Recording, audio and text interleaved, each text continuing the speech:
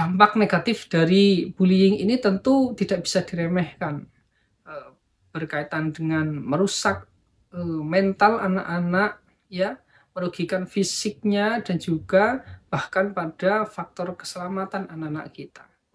Bagaimana anak-anak yang ketika mereka mendapatkan perilaku bullying, mereka tidak bersedia untuk bercerita. Bisa jadi mereka takut dengan alasan mereka diancam dan lain sebagainya. Sebutan-sebutan itu yang sering mereka sampaikan, sehingga mereka takut untuk menyampaikan atau melaporkan kepada gurunya atau orang tuanya. Gara-gara apa? Gara-gara mereka takut dikatakan sebagai anak yang cepu atau orang yang suka lapor. Kita sama-sama tahu ya bahwa bullying ini merupakan tindakan penindasan ya yang dilakukan oleh seseorang atau sekelompok orang dengan tujuan untuk menyakiti baik fisik atau psikis orang lain. Tentu ini tidak bisa kita biarkan ya terjadi kepada anak-anak kita.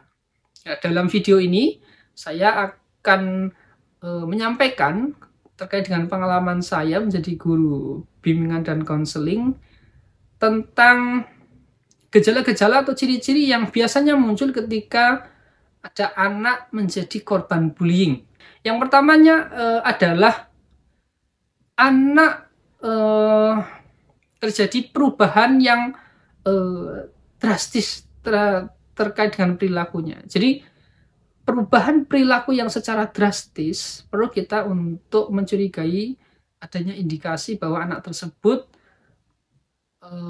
mendapatkan perilaku bullying.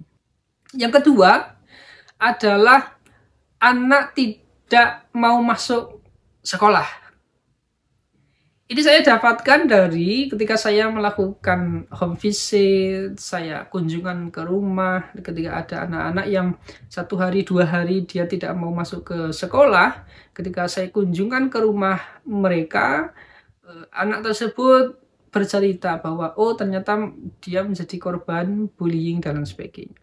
Yang ketiga bisa jadi anak ingin pindah kelas atau pindah sekolah.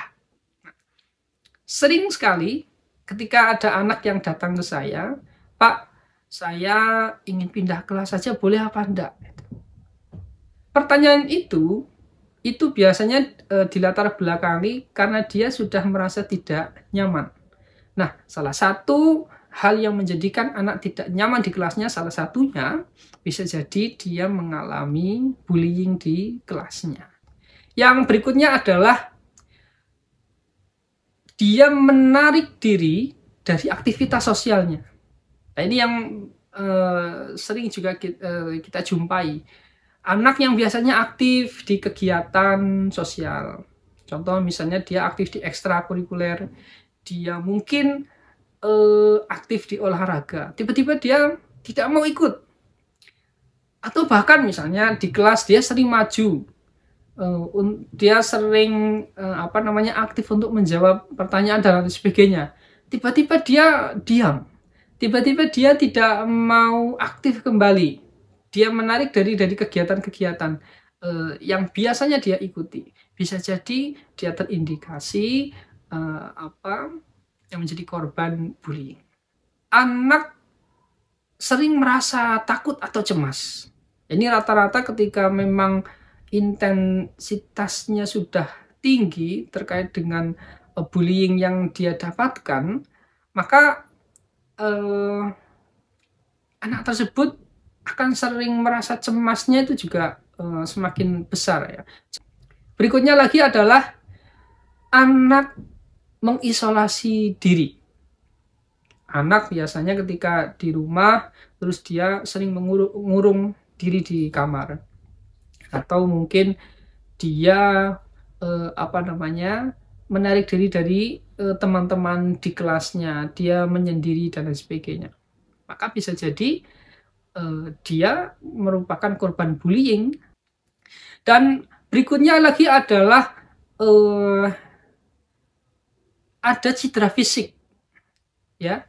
Ini yang mudah untuk kita ketahui ya, ketika ada cedera fisik, mungkin di tangan atau di kepala atau yang lain, atau mungkin apa namanya, ada beberapa kasus misalnya di apa, potong rambut atau apapun itu, mungkin ada yang rusak bajunya kah atau apa, atau juga ada uangnya yang hilang kah, barangnya yang rusak juga, itu bisa jadi indikasi bahwa anak tersebut mengalami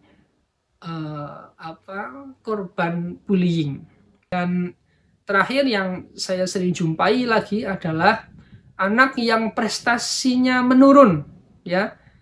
Anak-anak yang biasanya prestasinya bagus, ya, prestasinya baik, tiba-tiba anak tersebut prestasinya menurun. Nah, ini bisa jadi ini indikasi bahwa anak tersebut mengalami bullying, ya, meskipun memang prestasi menurun banyak indikator penyebabnya, ya, tapi bisa jadi salah satunya adalah bullying. Maka perlu bagi kita untuk ajak komunikasi lebih lanjut sehingga kita mendapatkan informasi yang lebih tepat, dan upaya bantuan yang kita berikan juga bisa diberikan sesegera mungkin dan bisa lebih efektif. Kita sebagai orang dewasa untuk tidak menganggap remeh kasus bullying ini. Segeralah untuk berkomunikasi dengan gurunya, dengan guru BK-nya, dengan guru mata pelajarannya, dengan wali kelasnya, agar kasus bullying ini bisa segera dihentikan. Ya, kalau tidak terjadi bullying, kita bersyukur. Minimal ketika kita care, maka upaya pencegahan kita itu efektif. Bila mana memang terjadi, maka paling tidak kita tidak terlambat dalam memberikan bantuan kepada anak-anak kita. Ingat, dampak negatif dari bullying ini sangat besar. Baik berkaitan dengan fisiknya, psikis atau kejiwaannya, bisa juga berkaitan dengan keselamatannya.